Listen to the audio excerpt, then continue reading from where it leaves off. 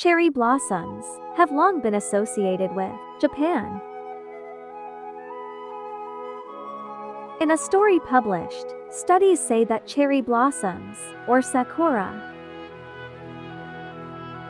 immigrated to Japan, sometimes several thousand years ago, and spread throughout the country before the prehistoric age.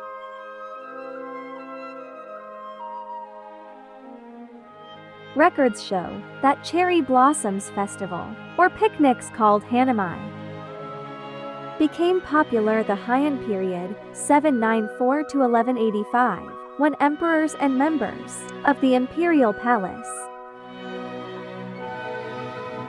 began historic feasts under the blooming branches of the tree.